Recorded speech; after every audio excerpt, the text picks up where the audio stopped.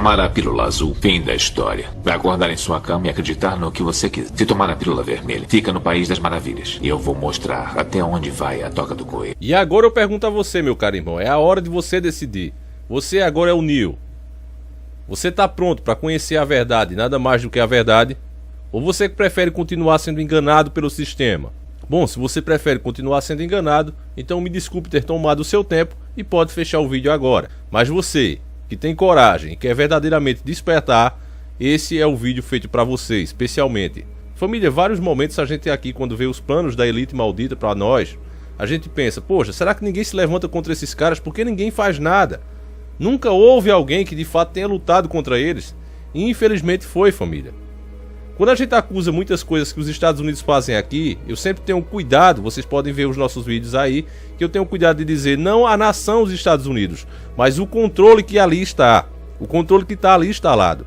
Para você ter ideia, a primeira grande nação controlada pelos senhores do mundo foi os Estados Unidos. E esse documentário que eu dublei aqui, especialmente para você entender esse fato, como o sistema financeiro capturou a nação Estados Unidos e dominou, destruiu qualquer um que se opôs a esse sistema, inclusive os presidentes. Você vai ver tudo isso aqui. Então, meu irmão, esse é um vídeo que provavelmente ele vai ser deletado. É um vídeo que vai passar pouco tempo no canal, eu tenho certeza, porque é isso que acontece com esses vídeos polêmicos. Por isso eu tenho evitado fazer.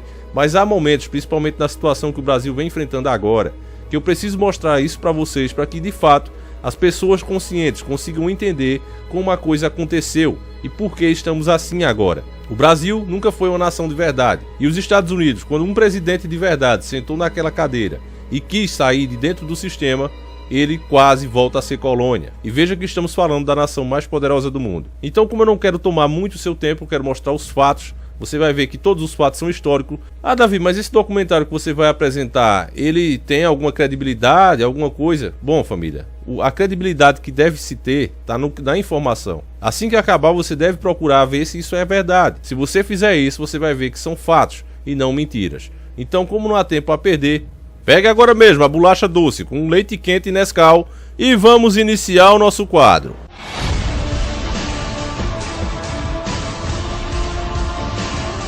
Senhores do Mundo.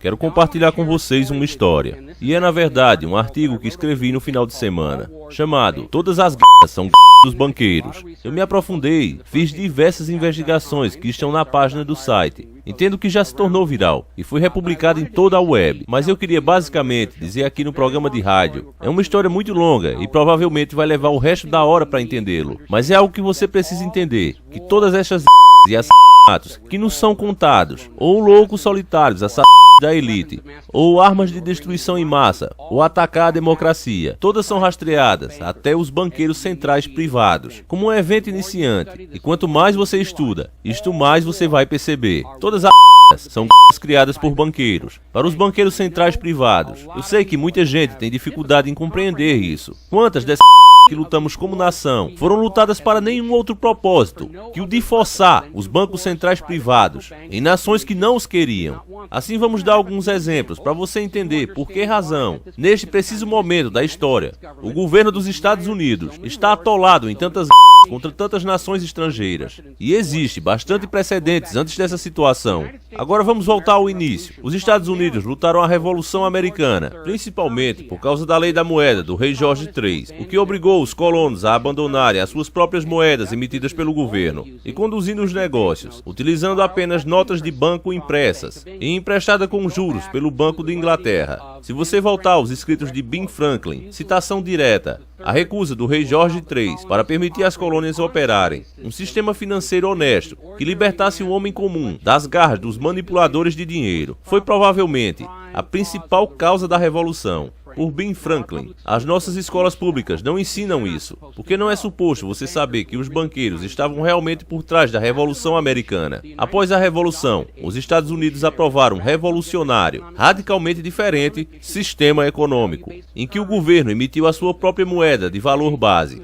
Assim, os bancos privados não poderiam torcar de leve a riqueza das pessoas, através de notas de banco emprestadas com juros. Portanto, a Revolução Americana foi lutada principalmente para libertar o povo americano da lei da moeda do rei George III, que lhes ordenou para conduzir todos os negócios utilizando notas impressas, emprestadas com juros do Banco da Inglaterra. Assim, para o Banco da Inglaterra foi apenas um arrecadar de riqueza do trabalho do povo americano, em troca do papel pintado. E isso alimentou a raiva que levou à Revolução Americana. As suas escolas públicas não despendem muito tempo com isso, mas era sobre isso que realmente se tratava. Por isso a Revolução acabou e os Estados Unidos nasceram. Os seus esquemas para adquirir a riqueza de outros povos. Mas os banqueiros privados nada são, se não se dedicarem aos seus esquemas para adquirir a riqueza de outros povos. E eles sabiam muito bem como era fácil corromper os líderes das nações. Apenas um ano depois de Mayer Shell Rothschild pronunciar sua infame "Deixe-me emitir e controlar o dinheiro de uma nação, e não me importa quem faz as leis", os banqueiros privados sucederam-se na criação de novo banco central privado chamado First Bank dos Estados Unidos, principalmente através do esforço do defensor-chefe dos Rothschild nos Estados Unidos, Alexander Hamilton. Este primeiro banco dos Estados Unidos foi fundado em 1791, e ao fim de 20 anos de alvará, o primeiro banco dos Estados Unidos tinha quase arruinado a economia da nação, enquanto enriqueceu os proprietários dos bancos. Como resultado, o Congresso recusou-se a renovar o alvará e sinalizou sua intenção de voltar a uma moeda de valor base emitida pelo Estado, em que as pessoas não pagavam juros nenhum a nenhum banqueiro. Isto resultou em uma ameaça de Nathan Mayer Rothschild contra o governo dos Estados Unidos. A citação dele foi: ou o pedido de renovação do alvará é concedido, ou os Estados Unidos vão encontrar-se envolvidos em uma das mais desastrosas.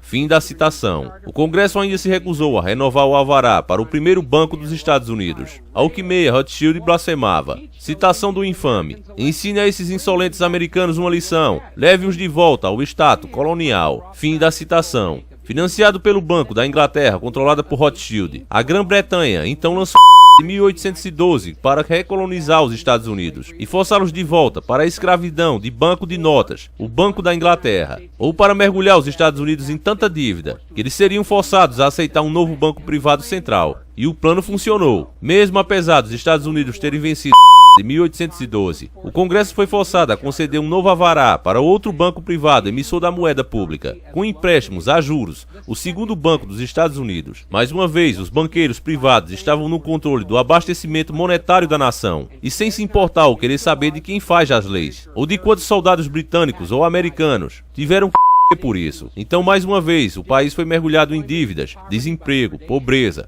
pela predação do Banco Central Privado. Em 1832, Andrew Jackson, com sucesso, fez a sua campanha para o seu segundo mandato como presidente, sob o lema "Jackson e nenhum banco". Fiel à sua palavra, Jackson conseguiu bloquear a renovação do alvará para o segundo banco dos Estados Unidos. E é daí que vem a famosa citação de Andrew Jackson. Citação: senhores, eu também tenho sido um observador próximo dos feitos do Banco dos Estados Unidos. Eu tenho tido homens observando-vos por um longo tempo, e estou convencido de que vocês têm usado os recursos do banco para especular nos pães de amido do país. Quando vocês ganham, vocês dividem os lucros entre vós, e quando vocês perdem, vocês cobram ao banco. Você disse-me que se eu tomar os depósitos do banco e anular o seu alvará, que eu vou arruinar 10.000 famílias. Isso talvez possa ser verdade, cavalheiros, mas é o vosso pecado. Devo eu deixar vós continuar e vocês arruinarem 50.000 famílias? E esse então seria o meu pecado. Vocês são um antro de víboras e ladrões. Eu determinei expulsar-vos, e pelo eterno Deus, eu expulso-vos. Fim da citação. Andrew Jackson. Pouco depois do alvará do segundo banco dos Estados Unidos expirar, houve uma tentativa de contra Andrew Jackson e falhou, quando ambas as pistolas usadas por Richard Lawrence falharam os disparos. Mais tarde, Lawrence explicou o motivo para o ato ao dizer que, com o presidente Jackson, o dinheiro seria mais abundante. Portanto, era uma motivado pelos lucros dos banqueiros. O nosso sistema de ensino público é tão subserviente aos desejos dos banqueiros de manterem certas histórias distantes de si, tal como a mídia corporativa, e subserviente aos desejos das Monsanto, de manter os perigos dos OGMs longe de si e o culto do aquecimento global que desejam esconder de si. O fato é que o mundo tem, na realidade, arrefecido nos últimos 16 anos. Por isso, provavelmente deve ser sem surpresa que a dimensão financeira da guerra civil não seja bem conhecida do americano médio. Tem sido retratadas nos nossos livros de história, em média popular, como uma disputa interna por causa da escravidão, mas na verdade era uma implicações globais. Quando os confederados se separaram dos Estados Unidos, os banqueiros mais uma vez viram a oportunidade para uma rica colheita de dívida e ofereceram-se para financiar os esforços de Lincoln para trazer o Sul de volta para a União, com 30% de juros. Lincoln comentou que ele não iria libertar um homem negro e ao mesmo tempo escravizar um homem branco aos banqueiros, e usando de sua autoridade como presidente, emitiu uma nova moeda de governo, o greenback. Esta era uma ameaça direta à riqueza e poder dos banqueiros centrais, que rapidamente responderam. Esta é uma citação de London Times, respeitante a emissão de greenbacks por Lincoln. Citação: se esta maliciosa política financeira, que tem as suas origens na América do Norte, forem aguentadas até a sua fixação, então aquele governo fornece-a do seu próprio dinheiro sem custos, reembolsará as dívidas e não terá dívida, terá todo o dinheiro necessário para praticar o seu comércio, será próspero sem precedentes na história do mundo. Os cérebros e a riqueza de todos os países irão para a América do Norte. Aquele país tem de ser ou ele destruirá todas as monarquias do mundo. Então, instigados pelos banqueiros privados, grande parte da Europa apoiou a Confederação contra a União, com a expectativa de que a vitória sobre Lincoln significaria o fim do greenback. França e Inglaterra seriamente consideraram um aos Estados Unidos em apoio à Confederação, mas foram mantidos à distância pela Rússia. Um pouco de história que a maioria dos americanos não entendem. A Rússia vem em auxílio da União de Lincoln durante esta crise. Na época, a Rússia tinha acabado de terminar o seu sistema de servidão e tinha um banco central de Estado, semelhante ao sistema que os Estados Unidos tinham fundado. Livre de intervenção europeia, a União ganhou a e Lincoln anunciou sua intenção de continuar a emitir os greenbacks. Depois de Lincoln, os greenbacks foram retirados de circulação e o povo americano foi obrigado a voltar para uma economia baseada em notas de banco, emprestados a juros pelos banqueiros privados. Então, finalmente, em 1913, os banqueiros centrais privados da Europa, em particular os Rothschilds da Grã-Bretanha, os Warburg da Alemanha, reuniram-se com seus colaboradores financeiros americanos na ilha de Jekyll, na Geórgia, para formar um novo cartel bancário com o propósito expresso de formar o terceiro banco dos Estados Unidos, com o objetivo de colocar o controle total do fornecimento de moeda dos Estados Unidos, mais uma vez, sob o controle de banqueiros privados. Devido à hostilidade sobre os bancos anteriores dos Estados Unidos, o nome deste terceiro banco foi alterado para Reserva Federal, a fim de conceder ao novo banco uma imagem quase governamental, mas de fato é um banco privado e não é mais federal do que a Federal Express. Na verdade, no ano passado, a Reserva Federal, com sucesso, rejeitou a liberdade de informação judicial pela Bloomberg News, com o fundamento de que, como corporação bancária privada, e não como uma parte do governo dos Estados Unidos, o Freedom of Information Act não se aplica aos agentes financeiros da Reserva Federal. Assim, 1913 provou ser um ano transformativo para a economia da nação. Primeiro com a aprovação do Congresso da 16ª alteração do Imposto de Renda e a falsa alegação de ter sido ratificado. Bom, família, eu tenho certeza que você está chocado com a qualidade, com tantas informações precisas sobre a história dos americanos e como o governo Illuminati dominou os nossos irmãos americanos. Essa é só a primeira parte. Eu acredito que vai ter mais duas, tá certo? Vai chegar a 3. Mas esses vídeos documentários eu só faço. Eles têm meta para ser atingida. Inclusive um inscrito disse: poxa, agora tem meta? Será que o importante não é informar as pessoas? Sim, irmão, mas se de fato não chegar nem a 30 mil, não vale a pena fazer esse tipo de documentário. Eles exigem muito tempo. O tempo para produzir um vídeo desse você faz 2 ou 3 dos outros. E também é rico em informação. Então, já que a maioria não está interessada, faz os vídeos mais simples mesmo. Então eu espero que você tenha consciência do que de fato a gente está tentando mostrar aqui para vocês e valorize o trabalho, compartilhando, mostrando para mais um amigo, pondo nas suas redes sociais. Essa é a única maneira de você de fato apoiar o trabalho e fazer com que ele continue, porque esse tipo de vídeo é justamente aquele que o YouTube não recomenda, é aquele que prejudica o canal. Então é muito provável que mais dias ou menos dias eu venha a deletar esse vídeo. Então é importante que você mostre ao maior número de pessoas possíveis, tá certo, irmão?